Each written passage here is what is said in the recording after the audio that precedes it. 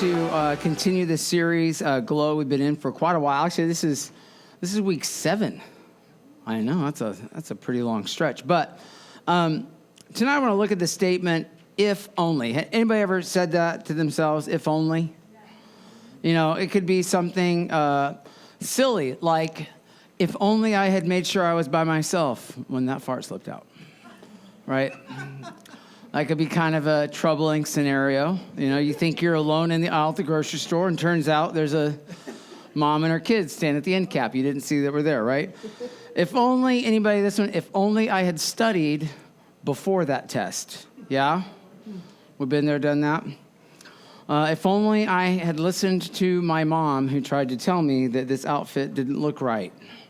Ladies, you been there? Tripp, you been there? I know you've been there. Come on, I've seen middle school boy outfits. It's good. We've all made that statement, you know, and so in this series, we started in John chapter 3 way back week 1 and 2, and we talked about, what it means to be born again. And that's kind of a weird statement to say, and we looked in that. And then the next week, we jumped ahead to John chapter 6 as we continued. And then the last 2 weeks, we've been looking at John chapter 9. Well, guess what? We're going to jump ahead again. John chapter 11, right? So that song we were just singing actually talks about the story that we're getting ready to look at. And it's pretty well known. Some of you, though, this might be brand new, so that's good. We're going to cover it right from the start. So it's about a guy named Lazarus, okay? And we were just singing about him in that last song. But John chapter 11, verses 1 through 5, if you'll notice, it's not on your handouts except one part of the verse, because we're going to read like most of this chapter here together, and I couldn't fit it on your little half sheet. So it'll be on the screen, or if you have an e-Bible or a tree Bible, you can follow along. But here we go, John chapter 11, verses 1 through 5. Now, a certain man named Lazarus was sick. Say, Lazarus was sick. He was from Bethany, the village where Mary and her sister Martha lived. Now it was Mary who anointed the Lord with perfumed oil and wiped his feet dry with her hair, whose brother Lazarus was what? Sick. Okay. So the sisters sent a message to Jesus. Now they didn't have like email. They didn't have text. They didn't have Snapchat. They didn't have Facebook Messenger or a Twitter direct message or an Instagram direct message. They had to actually send an actual person to find Jesus and give him this message. And guess what the message was? It was not hello. That's a pretty good guess, though. It said, look, Lord, look, the one you love is sick. Who are they talking about then? All right, I'm just making sure you guys are tracking with me. Verse 4, when Jesus heard this, he said, this sickness will not lead to death, but to God's glory, so that the Son of God may be glorified through it. Verse 5, now Jesus loved Martha and her sister and Lazarus. All right, so what can we learn in these first 5 verses? Anybody? Lazarus was sick. What else? Jesus loved who? Mary, Martha, and Lazarus. And Mary, Martha, and Lazarus were siblings. They were brother and sisters, right? Now, it tells us a little, it's called a parenthetical note. It's in parentheses. This Mary, at one point in her life, expressed her repentance and love for Jesus by anointing his feet with a very expensive oil. We know that from the story, but not from these verses. And she wiped his feet dry with her hair, which is kind of a weird thing. But that's how we know this is Mary, okay? And the last thing we really know in this is that Jesus knew that God was going to be glorified with whatever happened in the story, right? So this kind of reminded me of the story we talked about a couple of weeks ago, and we talked about, we can ask why. We're talking about the man who was born blind. You guys remember that? Anybody who was here was tracking. We talked about a man who was born blind, and the disciples said, who sinned, this man or his parents, that he was born blind? And Jesus said, neither this man nor his parents sinned, but he was born blind so that, anybody remember? Jesus would be glorified. God's glory would be seen. And so this is kind of, we see these themes continuing as we're studying through these stories in the book of John. We see themes coming back more and more. But I want you to remember one thing that leapt out to me that I think is really important to remember, and it's this. Ready to write this down? Jesus loved this family. Okay? Because sometimes we get this picture of what love should look like, And this story might blow your mind, and it might be absolutely not what you think love should look like, but this is an important truth to remember. Jesus loved this family. So if you've never heard this story before, I want you to remember that. And again, his expression of love might have seemed odd, but the purpose was to glorify God, right? So we pick up in verse 6 through 16. So again, on the screen, or if you've got a Bible or a Bible app. So when he heard that Lazarus was sick, listen to this, he remained in the place where he was for 2 more days. How many of you, if you were sick and you were puking your guts out and you were tore up from the floor up and you told your mom, I'm sick, how many would feel loved if she waited 2 days before she came to check on you? Okay, none of us would. I'm just checking. So, verse 7, then after this, he said to his disciples, let us go to Judea again, and that's where Lazarus and Mary and Martha live. The disciples replied, Rabbi, the Jewish leaders were just now trying to stone you to death. Are you going to go there again? They're like, Jesus, hello, they tried to kill us the last time we went there. Those homies didn't want us in their hood anymore. We had to get out of there. Remember, they tried to pick up big stones and throw them at you and push you off a cliff. Okay, that happened. And so Jesus replied, are there not 12 hours in a day? Like, Jesus, they tried to kill us. Who cares how many hours there are in the workday? Who cares if we're dead, right? If anyone walks around in the daytime, he does not stumble. Well, duh, it's daytime. Right? The disciples are probably thinking, this is me imagining what the disciples are thinking, like, hey, Jesus, those guys tried to kill you. There are 12 hours in the day. You don't stumble around when it's daytime. Like, what does that even mean, Jesus? He says, because he sees the light of this world.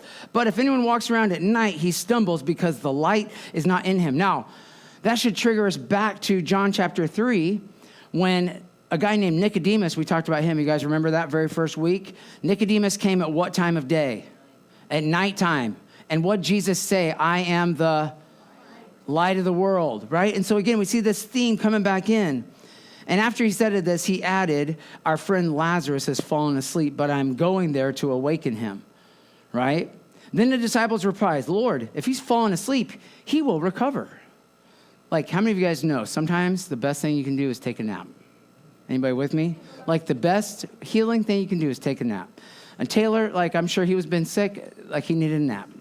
So the disciples weren't really understanding, and John tells us that because in verse 13 in parentheses it says, now Jesus had been talking about his death, but they thought he had been talking about real sleep. So the disciples and Jesus are on a different plane.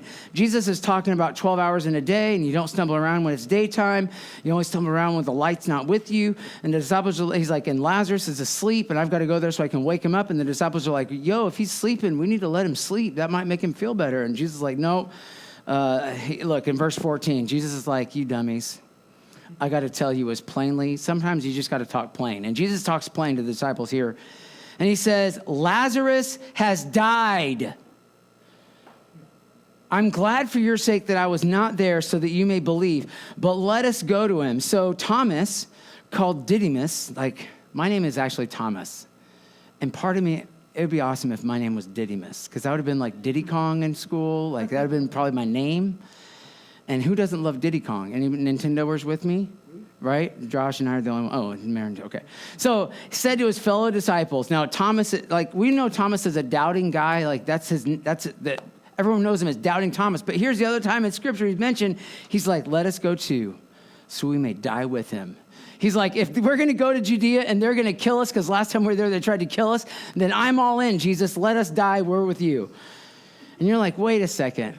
Jesus loved this family, and he hears that the guy he loves, Lazarus, is sick, and his sisters, Mary and Martha, who have fed him and welcomed him into their home, and they've shown him this extravagant love, and that he waits 2 more days before he goes. But I thought Jesus loved this family. And the disciples don't want to go because, like I said, Jesus is, in John chapter 10 says, last time we went there, they tried to kill him. And then he talks about this daytime, and really what he's saying, when he says there are 12 hours in the day, it's a metaphor. Light is always associated with God and his presence. God's provision, God's protection, God's life, God's presence. In the Old Testament, when they would see these manifestations of God, it was in light and lightning and in fire. And so light is associated with God. And so what Jesus was saying to them is that if I'm in the light of God, if I'm walking in God's will, then I'm safe. I'm protected. There's not going to be any harm. And if you and I are actively seeking God and we're walking in God's will, guess what? We are in the light of God, and that means we're safe. Does that mean that no trouble will come your way? Absolutely not. I have friends right now who are overseas, and they're in an area that is predominantly Hindus, Sikhs, and Muslims. And Sikhs are the guys that don't cut their hair. They wear the big turbans. And they are known, they're called men of the sword, and they carry these big swords, and they're missionaries to these people. And one of them broke into their house and held a sword to my friend's wife and his daughter. He was gone. They threatened their life because they were so mad that they were there trying to tell people about Jesus. Guess what? They're alive and they're well because the protection of God was with them. Now, was that a traumatic event? Absolutely. You better bet if some big dude comes in and holds a sword to your throat, you're going to be traumatized, right? That doesn't mean bad things aren't going to happen. Difficult times will still come, but we can know that even in the midst of those times, we will be strengthened by God's power through the Holy Spirit if we are walking in his light, walking in his will. And then Jesus, like I said, told his disciples that he'd fallen asleep when he actually meant he had died. You're like, wait, Jesus, you can heal the sick. Why didn't you go to your friend Lazarus as soon as you found out? Why did you wait 2 more days? I want you to write this down. God's timing rarely lines up with your timing. You will rarely find a time that what you think is best lines up with the time that God thinks it's best.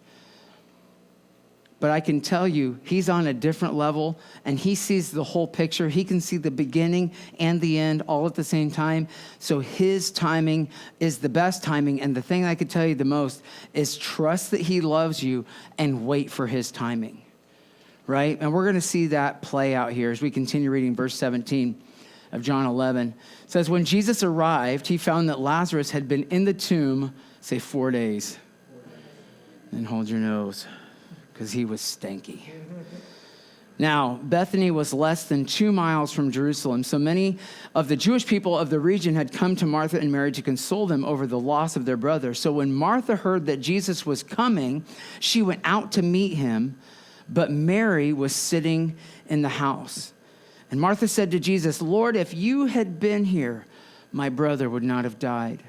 But even now I know that whatever you ask from God, God will grant you.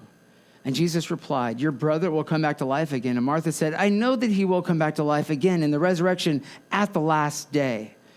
And Jesus said to her, I am the resurrection and the life. The one who believes in me, even if he dies, and the one who lives and believes in me will never die. Do you believe this?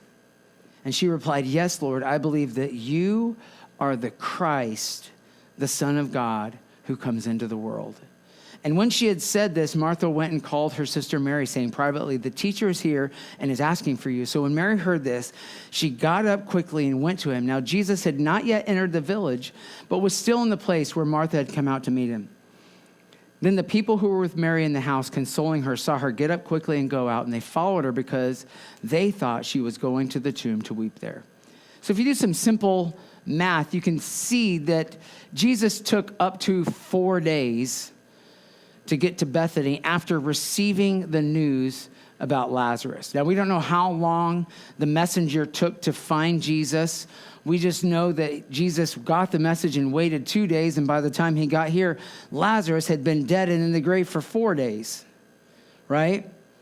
Because remember, God's timing rarely lines up with your timing. And the first one to greet Jesus is a woman named Martha. And we know from the Bible that Martha was busy about making sure everything was done, making sure people were taken care of. She was all about having the best house to host at. And look at her first words in this passage. I know that text is really small, but it says, Lord, if you had been here, my brother would not have died. Basically, she says, if only Jesus, if only you had shown up on here, if only you had intervened, if only you had been here in my time frame, then I wouldn't be as sad as I am right now. But she didn't stop at that if only. And sometimes that's where we stop. We get stuck in that if only cycle. We just keep running the things through all the different scenarios in our head. But then look what Martha said. But even now, I know that whatever you ask from God, God will grant you. Martha had a faith in Jesus that extended way beyond what she could see. She knew that God listened and responded to the requests of his son. And Jesus confirmed that expectation by saying that Lazarus will rise again. And the Jews believed that at the end of time, God would bring back the dead and there would be, he would restore all things. And we believe that today. We know it a little more fully because of Jesus coming. And the Bible describes a time when we will be caught up in the air to meet Jesus in the air, and we call that the rapture of the church. And we believe, as Revelation 20 teaches, that there will be a 1,000-year period where Jesus will set up a kingdom on earth, and he will rule and he will reign, and we believe that. But so Martha's mind is now moving like to the end of time. She's like, oh yes, Jesus, I know that he will rise again one day. And Jesus is like, whoa. My disciples, they were on a different level. I'm like up here and they're like thinking down here. And I'm telling you, your brother's going to live again. And you're like down here and I'm like up here. I've got something. And then he drops this big old bomb on her. He says, I am the resurrection and the life. And this is one of 7 statements that you see in the book of John, the I am statements. And the first one we talked about, or we talked about it in like the week 3 and 4 in John chapter 6. It says, I'm the bread of life, when we talked about Jesus feeding the multitudes, right? And that's in John 6:35. And then Jesus said in John 8:12, I'm the light of the world. And he said in John 10:9, I am the door, the way to get to God. And then he says here, I am the resurrection and the life. And then you fast forward a couple more verses to John, or chapters to John 15. And Jesus says, I am the vine. You're like, who cares, Tiara? Why? I am whatever. Well, here's the thing. When Moses was called by God to go free the Israelites way back in the book of Exodus. You guys know what I'm talking about? Prince of Egypt, you guys there with me? And Moses is seeing this burning bush, and he's saying, like, go free my people. And Moses is like, I'm not your man. I stutter. I'm slow. I'm not very good with my words. Mosey no talkie likey, like. And then, and he's like, okay, well, who do I even say is sending me? And God's like, you tell them I am that I am is sending you. And that was God's reference to himself. And so in Jesus making all these statements of saying, I am the light of the world. I am the bread of life. I am the door. I am the good shepherd. I am the resurrection and the life. I am the true vine. He's showing that he is God. These are statements that show the deity of Jesus. He's equating himself with God. And after he asked that statement, do you believe, Martha, that I am the resurrection and the life? She's like, yes, I believe that you are the Christ, the Son of God. She has this response of faith. And then the amazing thing, and this happens time and time again in the New Testament, is when people have a revelation of who Jesus is, guess what the first thing they do is? They go and get somebody else. And that's what Martha does here. She says, yep, you're the guy. Mary, I gotta go get Mary. And she goes and finds Mary and brings her back. So if you've believed in Jesus, who are you getting next? Right? If you believe in Jesus, who are you getting next? And then we continue in verse 32 of John 11. Now, when Mary came to the place where Jesus was and saw him, she fell at his feet and said to him, Lord, guess what? If you had been here, my brother would not have died. And when Jesus saw her weeping and the people who had come with her weeping, he was intensely moved in the spirit and greatly distressed. He asked, where have you laid him? And they replied, Lord, come and see. Verse 35, Jesus wept. Thus the people who had come to mourn, I'm going to get back to that in just a second, said, look how much he loved him. But some of them said, this is the man who caused the blind to see.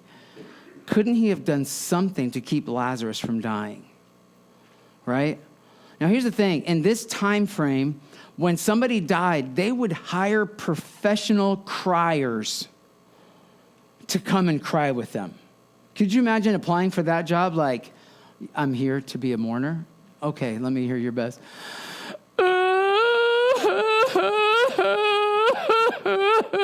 Sorry, you're not the kind of crier we're looking for. We need somebody with a little more pizzazz, right? And so they had people come and that were really good at crying. Anybody, you're there? I know some of you are not. Some of you are like, I don't cry. I'm fine. But here's the thing. Mary had the same response of her sister. Jesus, if only you had been here, this wouldn't have happened, right? She said, if only you had been here. She felt like Jesus' presence would have changed the situation. And we see something amazing. Whereas Jesus gives one of his statements that show that he's God to Martha, we see a different aspect. The shortest verse in the Bible is in his interaction with Mary. Jesus saw Mary. He saw the state of distress that she was in. And in verse 35, it says, Jesus wept. If you need a memory verse for the week, guess what? There's your memory verse. John 11:35, Jesus wept. Like, who cares? That shows us the humanity of Jesus. Shows us he has emotions. He has feelings just like us. Where the I am statement shows that Jesus is 100% God. The fact that Jesus was moved with compassion by the people that he was surrounded with shows that he's 100% man. He had emotions. He felt sorrow for his friends. And I want you to write down this truth. Jesus is not numb to your pain. Sometimes we see God as this impersonal force that's just taking care of everything around us, and we are not, he's just so far beyond us, we can't relate to him. But in Jesus, we see that God was moved with compassion. And it's not just now like this like he felt bad for them. The Greek word, I'm going to probably murder this, the Greek word that says he was intensely moved is how it's translated in the New English translation. That Greek word is said enebremisato. And I know that's a mouthful, isn't it? Aren't you glad I can just say he was intensely moved instead of enebremisato, right? Like, and that word describes an angry, outraged, indignant attitude. Jesus was inside like a fuming, mad, upset that his friends were broken. That's the passion of Jesus. When it says he wept, you might think like, but inside there's just this deep, righteous indignation, anger that's welling up to the point of Jesus being moved and weeping for the hurt that he sees in these people that he loves. It wasn't just that he was a little weepy. He was burning with a righteous anger, and still something amazing and God glorifying was about to happen.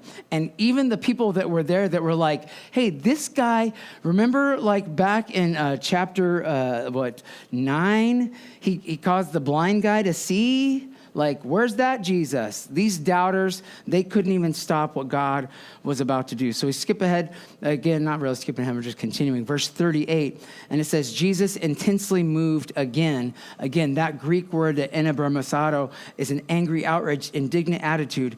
Now he's not just moved and crying and weeping with his friends. He goes to the tomb, right? He came to the tomb.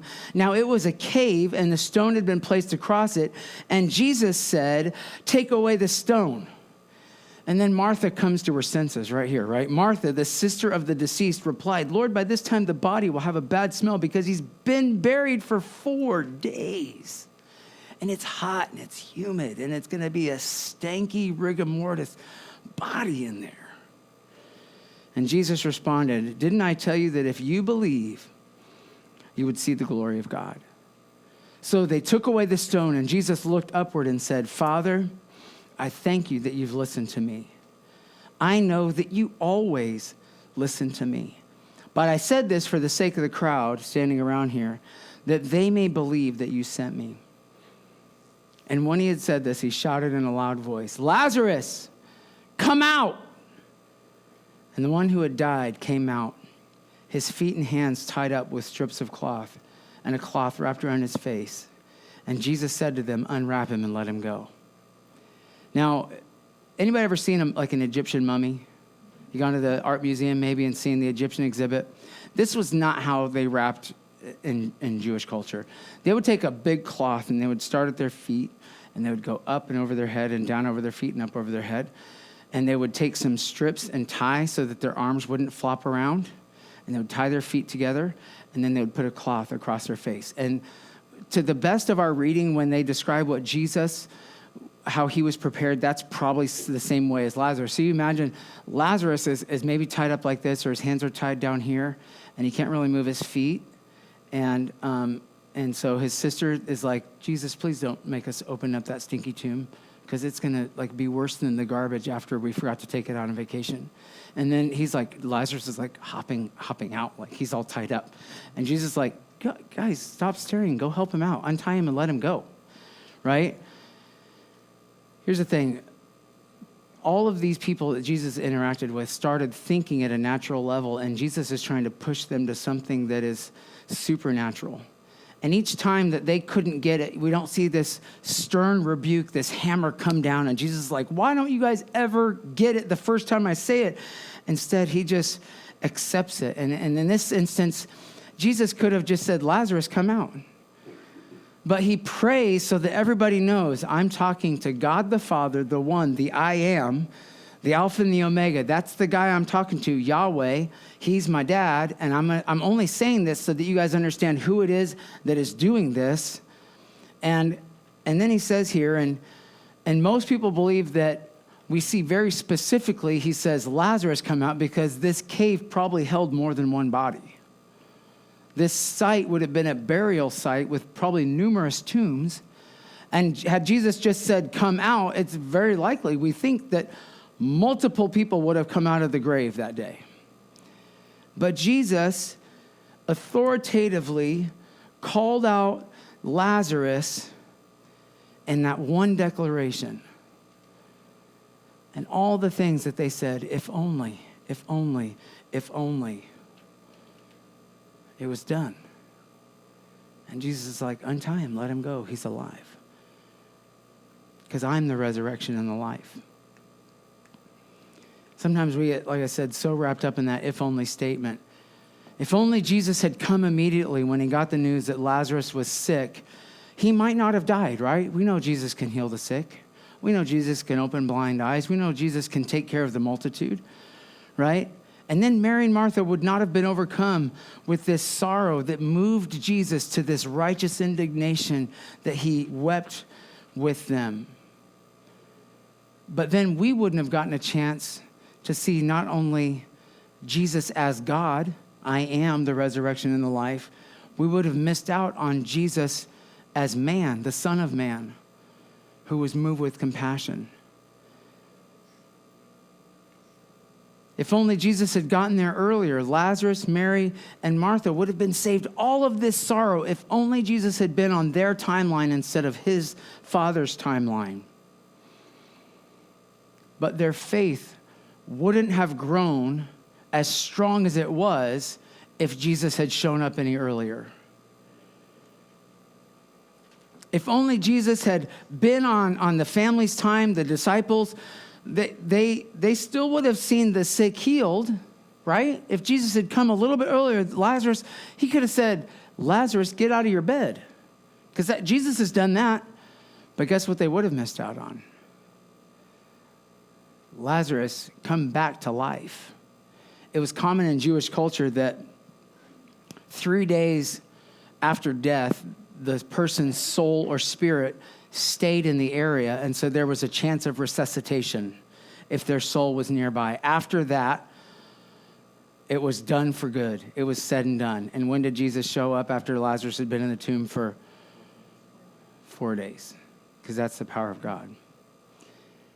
But if he'd shown up earlier, they would have only seen the sick healed. Because he showed up in God's time, they saw the dead raised.